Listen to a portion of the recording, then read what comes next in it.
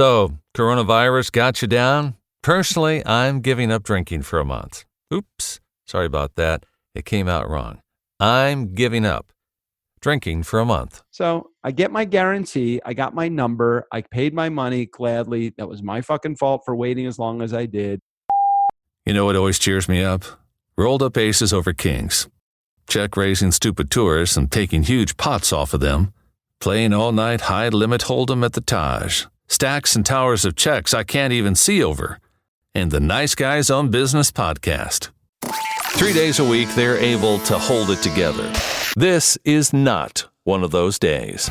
Welcome to Fuckery with the Nice Guys. Adults need not apply. No interviews, lots of ranting, and they sometimes stumble onto something useful. Go figure. Now it's time for Nice Guys Fuckery with the kings of fuckery themselves, Doug Sandler and Strickland Bonner. I have to explain what's going on in my life right now. If I could do that, I think it would be very. Oh, you're just leaving. He's Strickland. Literally, I said that. I'm watching Strickland. He took his headphones off and he walked away. He freaking walked away as I'm telling my story. And I love the fact. Oh, he's back now. See, I'm hearing that in the headphones, and I'm realizing.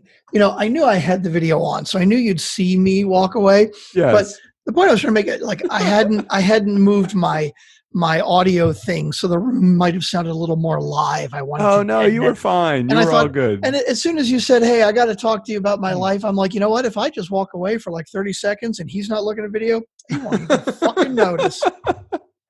Yeah. Anyway. So, I just want to tell you like what is happening in my life right now. So, I would say if the word rebellion is maybe appropriate, I don't want to actually say rebellion in the true form like she's rebelling against me. She's rebelling against this whole I am in lockdown mode right now and I've lost all of my freedoms mode. She as in JJ? Yeah. Oh yeah. Sorry. She is in the one, the power in this house. The state of California, just a couple of days ago, or maybe this was yesterday. Well, as of the release of this, it was a few days ago now. They've put us in lockdown mode for another 90 days. 90 fucking days? Are you kidding? So I just figured we were like the talk of the country. I had no idea. So maybe just 90 more. Why would they make a decision that far out? Like they don't have to. At the end of 30 days, you could say, "Hey, another 30 days," and then at the end of 30 days, you could say another 30 days. But why the fuck would they do that? I don't know. Like I'm not in the rationale of. I'm not in the mindset of any of the leaders of this the great state of California. I believe it is a bear. So a bear is usually running away as opposed to a bull, which is running towards.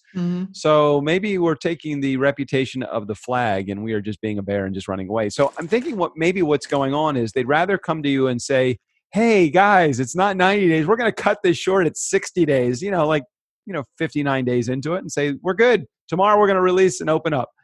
But I think if they say at 30 days, well, we're going to give it another 30 days. I think the problem is that you're going to have more people that you literally have people that I can sense the tension just in the air when I go out now. It's really crazy. So they've done some interesting things though. So they've reopened the beach, but only for water use. So you can go in the water for like surfing, but you can't lay on the beach. All right. Can you walk up and down the beach? You can walk up and down the beach, but you must be wearing a mask. So, okay. All right. Now, right before this whole COVID thing hit, you couldn't go in the water because there was bacteria. Oh my God. Right? And pollution. But hey, maybe in the last 60 days or so, maybe that's all cleared up. I have no idea. Okay, so get this. So they've opened the beach, but they have closed the parking. So you can drive to the beach. You just can't park anywhere. What I don't know. Fuck? Why would they close the parking? I have no idea. Maybe they just haven't fixed that part yet. Like they opened the beach, but you just can't get to it. Like parking in Manhattan Beach, which is the beach that's right here, it's all residential. Right. And they're all permit residential parking. So you can't park in the street or in somebody's driveway. So where are you supposed to park? Like 3 blocks from the beach and walk in? And if you have a surfboard, not that I surf, but any of those surfers, they're like, what the fuck? How are we supposed to get to the water? Wow. So you can go in the water, you just can't go on the beach, which is a really interesting thing because how do you jump the 300 yards from the sidewalk to the water? Wow. That's just stupid. I think they're making it up as they go along. I'm pretty sure that they're doing that. Yeah, but I mean, we're all making it up as we go along, but they're just making it up dumb, it sounds like. I had no idea they were doing another 90 days. They've committed to 90. Like, Texas is opening up, right? Like, places can be open at like 25% capacity. And I think like next week it's going up to 50% capacity. And like, it's fucked up. 90 days. All right. So I guess to the other point, the reason why I even brought this up to begin with is because I think that there was a whole bunch of fear that set in for JJ when she heard it was another 90 days. And I think she had already had the plans made to go to over her friend's house for dinner, but she's like, I'm going to Lisa's for dinner. And she just gone. I said, okay, I'll see you tomorrow. Like, I don't know when she's coming back. I didn't ask. I'm concerned that she's in a bad place with this whole thing with the government right now. Yeah. And it is a little bit crazy because, her mentality has always been from the very beginning, let me out into the world because if my immune system is good enough, it should be able to handle whatever it's going to get thrown at me. And if it's not, let me just immerse myself with enough impurities and things that are going to pollute my system so that I can get through whatever I need to get to, and that's part of the challenge. By isolating, we're all doing the same thing. We're not stretching our immune system at all because we're not around anybody. Right. And we're washing our hands every 3 seconds. Right. Yeah. Pretty much. I can't get out of this plastic wrap that I'm in either. I'm wearing one big condom right now on my whole body. It's, I understand early on that it's like we want to make sure that the hospitals don't get overwhelmed, right? That the doctors don't get overwhelmed. I get that. Okay. But I got to tell you, beyond that, in my opinion, take your fucking chances, right? Like, I think everybody should be polite and do the smart thing and the right thing. Because like wearing a mask is really more for other people than it is for you, right?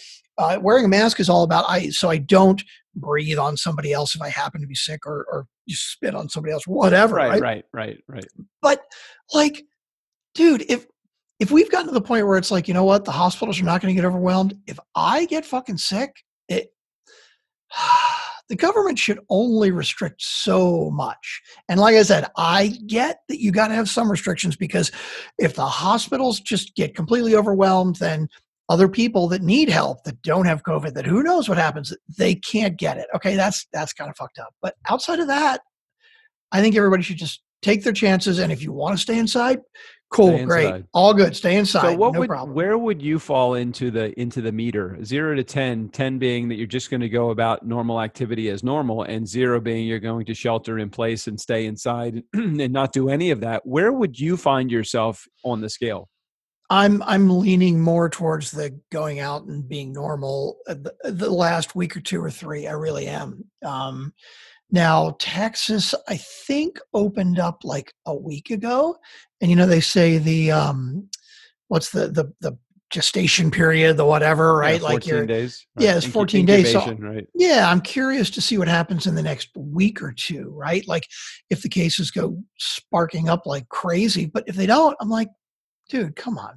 I mean, there are a lot of places where they're saying by November, 90% of the population will have gotten it and gotten over it or died from it. You know what?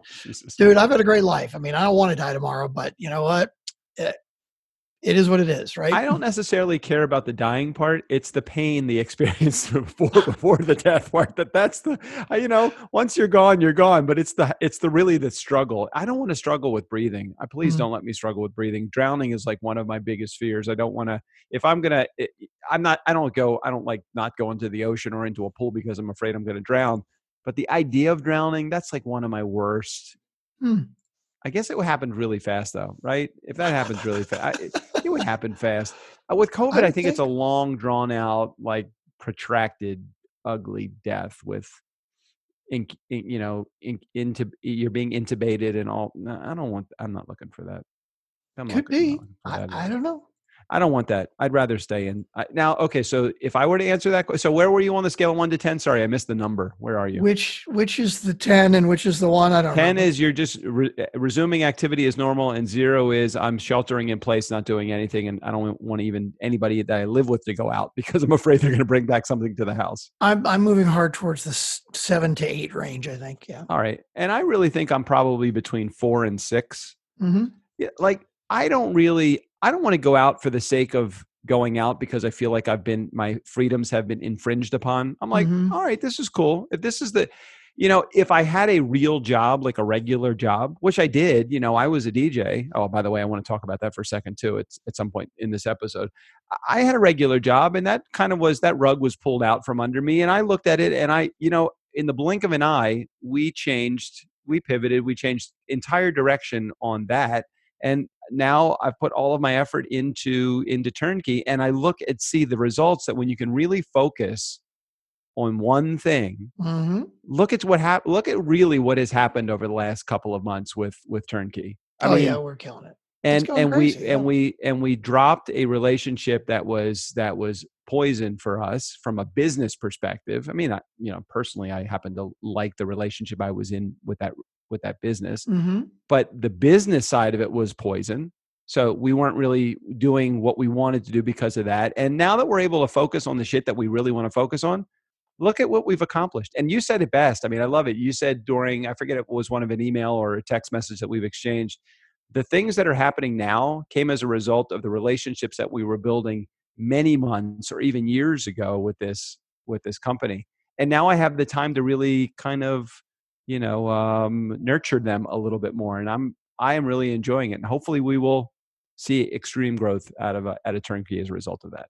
It's so true. And what's interesting is that relationship that you mentioned, that relationship they represented 30 to 40% of our revenue last year and the year before, right? Yep. Until you mentioned it just now, like I hadn't even thought about it. I know, right? Because we're so busy with new stuff going on and new. Yep. It's nuts. I mean, I've been nervous the first quarter a little bit, but not because of and actually we had the relationship still in the first quarter, right? But it's just taken off like crazy with so many other things. It's like, yeah, it's been great. I love it. So let me get back to that DJ thing for a second, because the DJ business that I've owned and been working for the last 30 years, actually since 1991, I believe I was a DJ. So it's coming up next year on 30 years that I've been focused on DJing. Well, obviously in the last couple of months, that has completely taken a nosedive. All live events everywhere have been canceled or postponed. And many of the events that I probably had, I don't even know if they're going to reschedule them at this point. Our buddy Robert says that many of those events are not going to, he doesn't even think, in his opinion, and having the agency, he doesn't think that many of those live events are going to even reschedule until next year. He doesn't see this happening until way after the summertime. So I got my first call from a client, a corporate client. Actually, it was it's University of Maryland. I got my first call from a client that wants me to do a virtual event for them using Zoom. Really? And it's a graduation that they're doing. Damn.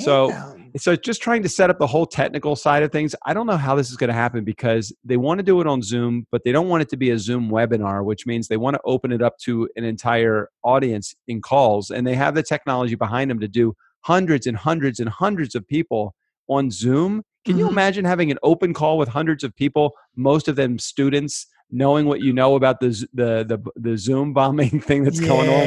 How is that going to work?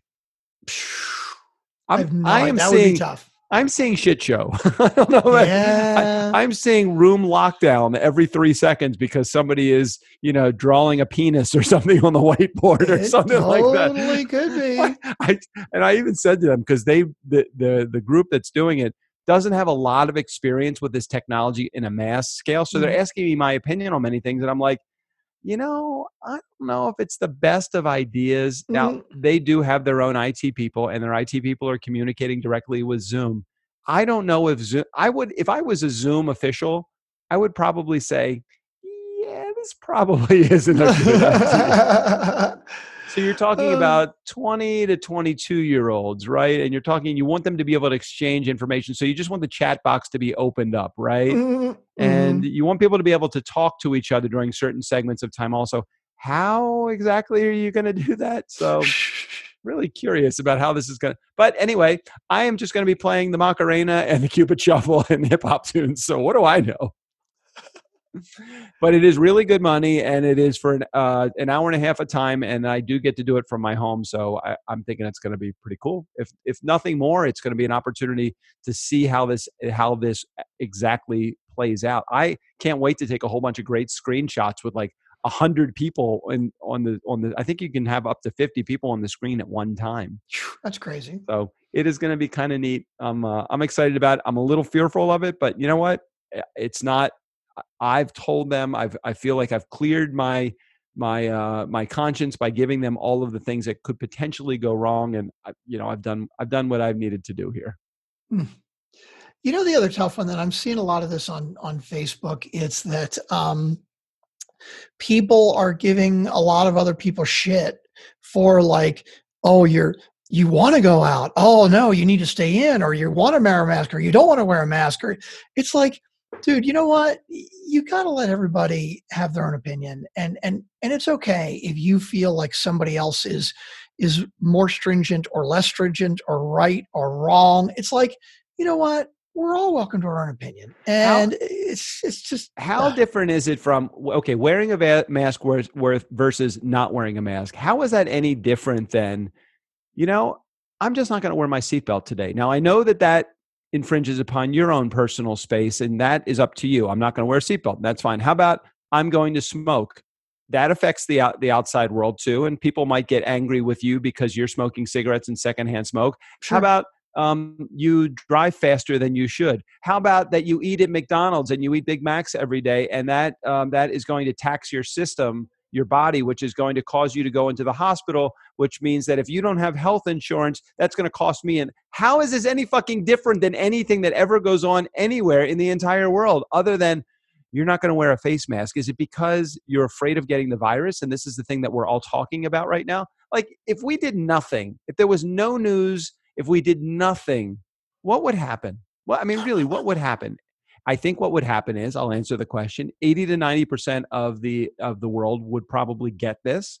Those that have weakened immune systems or compromised health systems going on, they would die or be compromised, or a secondary condition would develop. How is that any different than what's going on right now? Yep. I'm so with you. I'm totally with you. You're doing something else. Yeah, I'm just scrolling through Facebook right now. I know. It's the best thing. Wait, are you just burning time here? Or, are you just like, okay, well, we got a half hour. Doug will probably talk 27 minutes of the half hour. So how is that different from any other episode? I talk more on our Friday episodes than I do even on the interview episodes, because I'm trying to give the guest a spotlight. And I know you're being respectful on the episode interviews, definitely. Very respectful. All right, Strickland. So what is there? We do have one voicemail. I think we have a voicemail from Jared. All right. So now to do this, I got to share my screen, and I did figure out where the recording was. Like, if I do the individual tracks, yep, the audio is not there, but it is on the mix track. Well, and really, isn't that all you need? Because are you doing any editing anyway? I'm not doing any editing anyway. That's interesting. I wonder why that is the case. I wonder why it is the... Okay. All right, we got a voicemail from Jared. Let's do it. We got to play music first. We got a voicemail from Jared. I said a voicemail from Jared. You know a voicemail from Jared.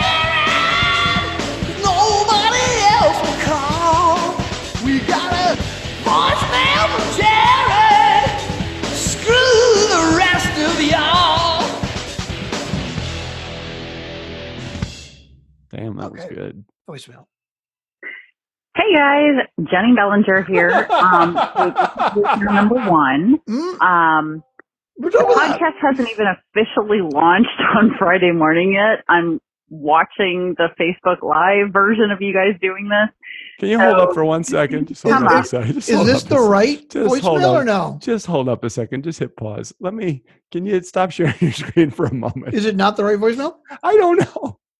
Hold on. I have an idea what might have happened. Hold on. This is I would say I want to blame it on me, but I'm only going to blame it on me if it was my fault. So hold on. I have an idea of possibly what may have happened. Wait a minute. Because I surely hold on. Like I said, I have an idea of what may have happened. I just realized something. Hold on. Okay. All right. I have possibly, let's do 0513. Let's try this. No, man. There's a weird quirk. This was I did it. I'm listening to the voicemail that I dropped in the box. I labeled it Jared. Oh yeah, you're right. That is the one. Same one. Yeah. It is Jenny. So let me now go. This is good. It's talking point here. Let me go back to the voicemail here. Mm-hmm. And let me take a listen in Google and see what the hell happened. Well, why don't you share your? No, this is 100% it. I don't know why I wrote Jared. Oh, so it is Jenny. Yeah. Geez. I don't even know. I think we may have played this already, Strick. I have this came in on Thursday. What's today? No, because she's saying it's Friday. Oh, right. I know what I did. Listening to the live stream or something. This came in last week and I didn't check it until after we recorded we had recorded the episode already. For some reason, I was assuming it was Jared. I have no idea why, because I even have Jenny Bellinger marked prominently here in my voicemail, but I labeled it Jared. So we did play the opening for Jared. That's cool. So we got a voicemail from Jenny. We got a. Hey, could you record another one for Jenny? Just maybe a slightly different version, like the Go-Go's or something version. I'm feeling a little bit ripped off from the guy that I bought that from, because first of all, like the vocal, I mean, it's not good. Okay, it's not good.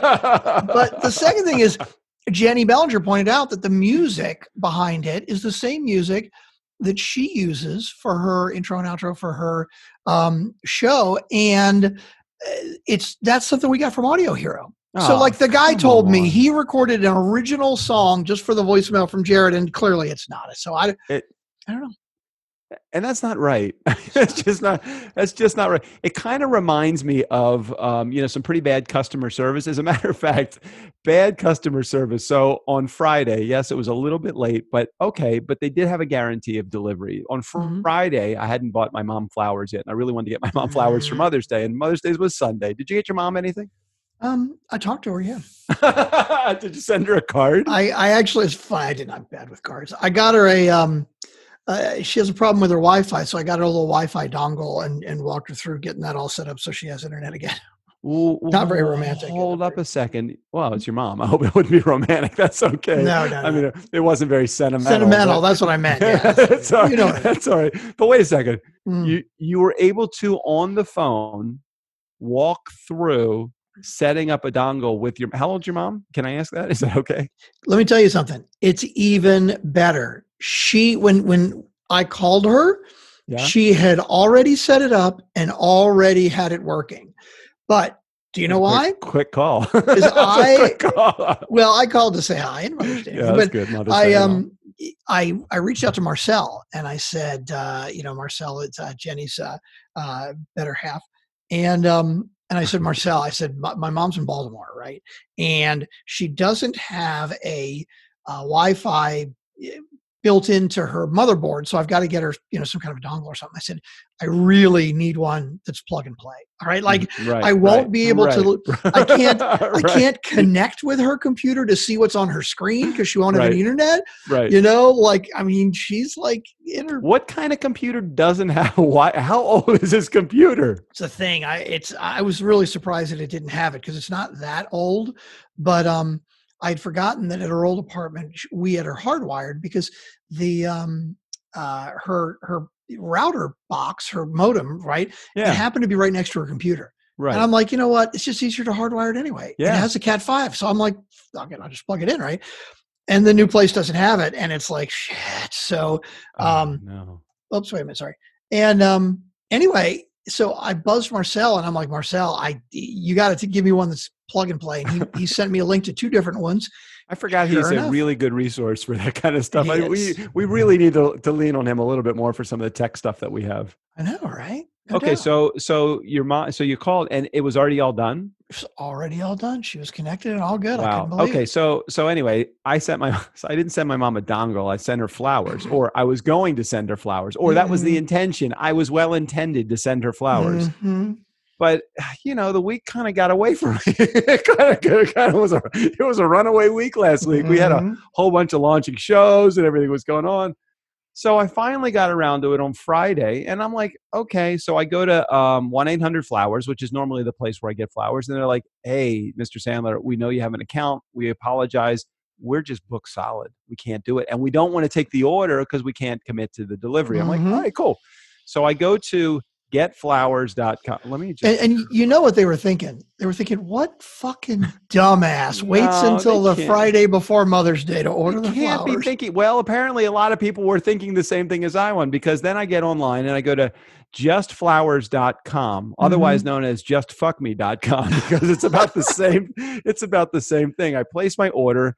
I got my flowers. I didn't pay for any extra delivery service because they did have the ability to, you could click on a certain group arrangement.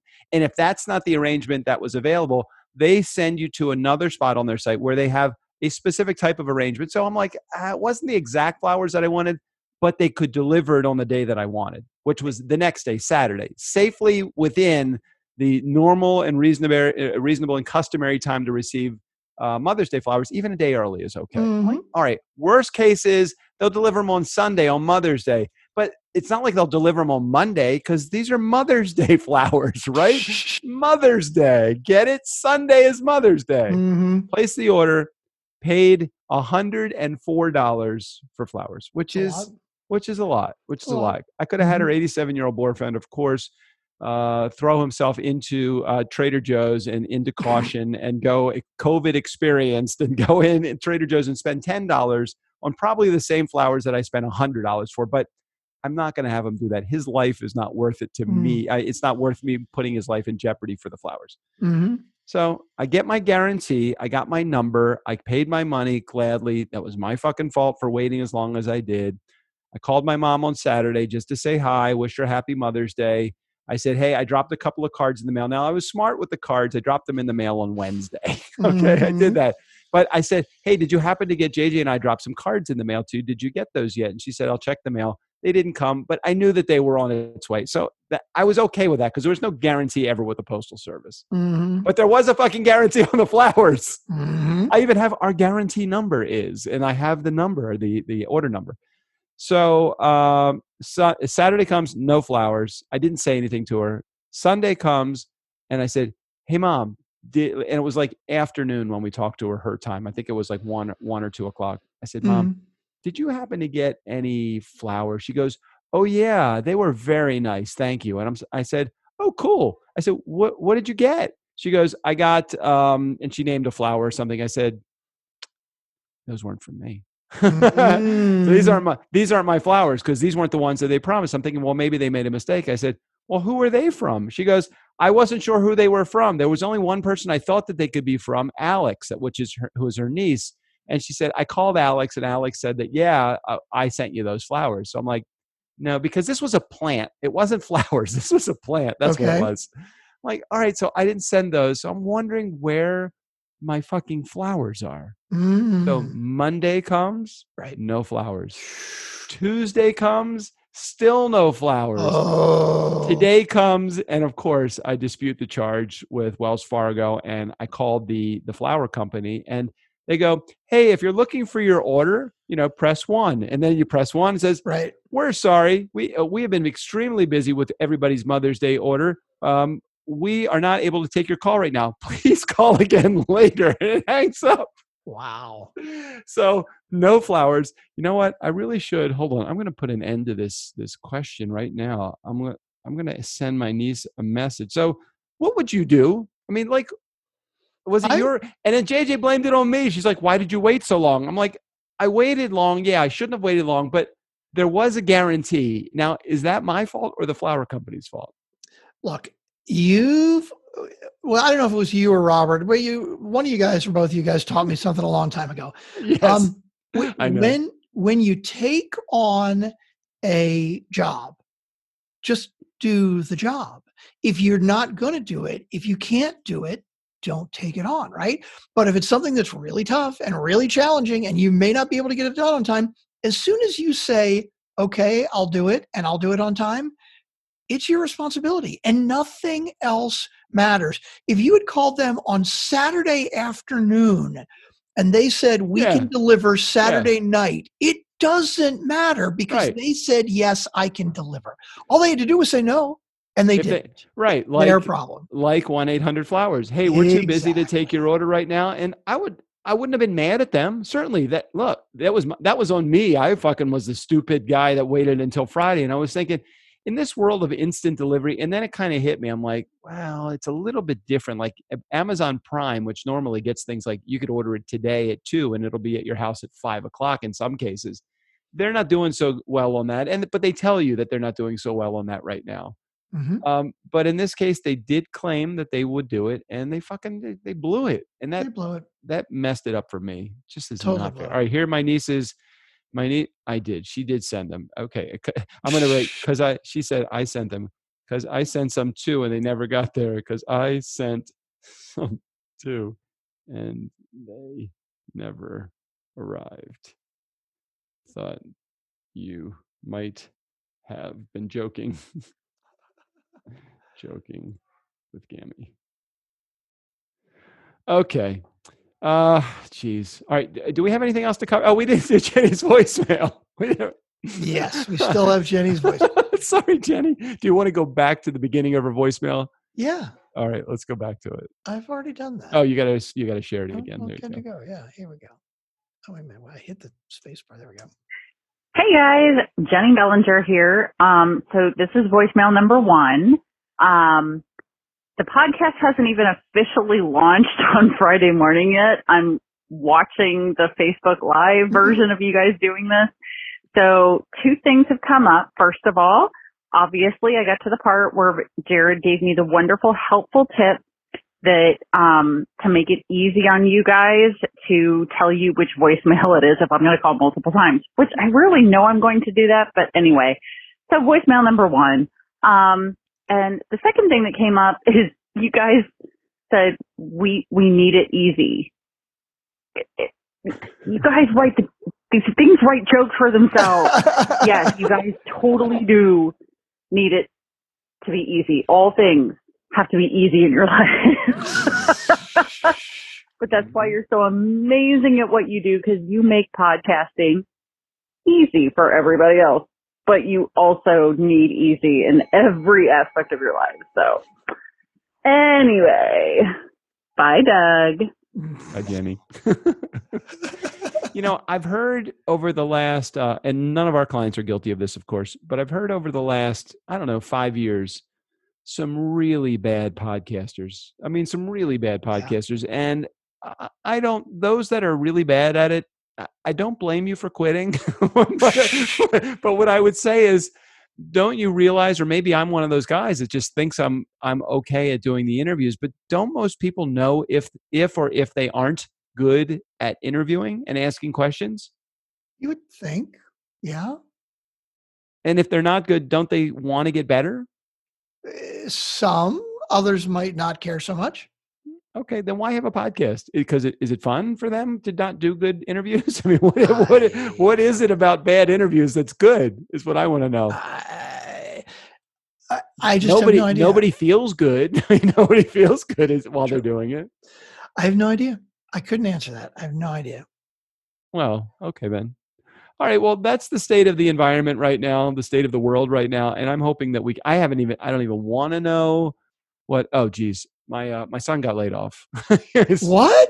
Now, what was he doing? He was doing graphics, right? Graphic design. So very interesting. So my son moved to New York in, I think it was January. I think he lived in an Airbnb in January while he was looking for a place and working his new job. He found a new place in February, and he took possession of it, I believe, on March 1st. Okay. Now this is like New York City? New York City, the city. Wow. Man, Okay. I think it was Brooklyn actually, but he was commuting to Manhattan, and I think Brooklyn's pretty much it's just as crowded as Manhattan Oh God, is. yeah, everything in New York. So when this whole virus thing hit, and his company shut down, I think it was like maybe the middle of March. They said, "Hey, listen, everybody's going to work remote. Totally fine. He's graphic design. He doesn't even need to be in an office environment anyway. Totally cool." So he ends up wants to get out of New York because of the condition that New York was. Everybody was getting sick in New York, so he doesn't have to be there. He can work remote. So his girlfriend lives in Maine, and she's graduating senior from a school in Baltimore. And they weren't having graduation. They weren't even having classes that were local. All their classes were remote. So she went home to Maine, and he went with her because they live in a remote place. And it's like, I think 2 people in the whole state have gotten the virus or something, or whatever. It's a very low number. So he's like, I'm going to go there. So he literally has been in Maine since the middle of March. So it's been about 2 months that he's been in March. So like he gets called about a week and a half ago, maybe it was a week ago. Maybe it was since our last episode recording. He gets called and he goes, and the guy goes, "Hey, you've been furloughed for 4 months. You need to call HR to get everything arranged." And I'm like, you've been with them for literally 3 months now, 4 months. You've been furloughed. Like what happens? Like, do you get any severance? Do you get nothing? Do they just stop paying you? Do you collect unemployment? How does that work? I said, they moved you to New York. He hasn't even been there for more than a few months. What the hell happens? I feel bad for the company, but at the same time, I'm like, oh man. So right now he's got an apartment in New York that he literally has lived in for 2 weeks. He's paying a couple $1,000s every month for like a 500 square foot apartment. He's got some stuff in there, and he probably should go back to collect the stuff. And I'm like thinking, should he just walk away? What do you do? I mean, what would your advice to your kids be? I would totally go talk to the landlord and be like, dude, this is what happened, and I'm moving out. And I wouldn't be surprised if the landlord couldn't find somebody else to rent. It's freaking New York, right? But what are you going to do? I mean, I'm sure it is probably thousands of dollars a month in rent just for a little dinky one bedroom apartment. It's $2,000 a month in rent for a 500 plus square foot, maybe 600 square feet. But it's a studio. It's like, it's crazy how small the place is, how expensive it is, and how fucked over he is right now because he's got to pay the rent. But at the same time, I feel bad for the landlord. The landlord called him a couple of weeks before the rent was due and thinking, hey, are you going to pay the rent this month? I mean, he hadn't been late yet. It was like coming up in 2 weeks. Adam said, yeah, I'm going to pay. I'll pay the rent. And then he talked to me and he said, what should I do? And I said, I don't know. I mean, what I told him was keep the lines of communication open with your landlord. If you can't afford the rent, you need to tell him you can't afford the rent, and you're possibly in a position to even negotiate. They can't do anything. If he doesn't pay his rent, they can't evict him. Yeah. So, but it would be good if he's not going to move back there, and it sounds like there's a good chance he's not. He should get his stuff out and give the guy an opportunity to rent it to somebody else. Well, who is going to rent in the environment that we're in right now? Not really his problem. I mean, if the alternative is I'm not going to pay rent, but I'm going to stay in here, so I can't even give you an opportunity to rent to somebody else. Yeah, come on, I agree. Right? I agree. But he's not going back to New York to move his stuff out because then he exposes himself to the environment even for a few days. Yeah. So it's a really tricky situation. How many people do you think that are listening to us right now, and how many people in the world right now are in the same position? They can't afford that. They've been laid off. They may be collecting unemployment, maybe not. I have no idea how that works. But they're not in a position to be able to pay their full rent or any rent. It's kind of terrible. It sucks. Yeah, it sucks. That's bad. Anyway, hopefully we'll have better news next week for everybody. We'll update you all when we come back next week and do it all over again. If we're still alive, if we haven't gotten COVID and we're not on respirators at the hospital. Oh my God. Hey, but I don't want to be on a respirator. I don't even know. I mean, I don't even know. Can you drink Fireball through a respirator? Is that possible? If you're on a respirator, how do you eat? I have no idea. I don't They know. probably either. feed you through a tube, I'm guessing. I don't want to be fed through a tube, Strickland. Strickland, don't let that happen to me, please. I'll try not to. Oh my God. Can we Do you wrap have a it up? living? Do you have a living getting will? I don't have a depressing now. living will. I don't have a living It's will. just all depressing shit. I've not had anything to drink tonight, and I don't want to be talking geez. about this. Okay. I'm All too right. sober for this. All right, excellent. We'll head out of here. We'll see you guys all next week. I promise more positive news next week, and if not, we'll make you laugh about the sad shit anyway. All right, Right. Steve O'Brien, take us out of here.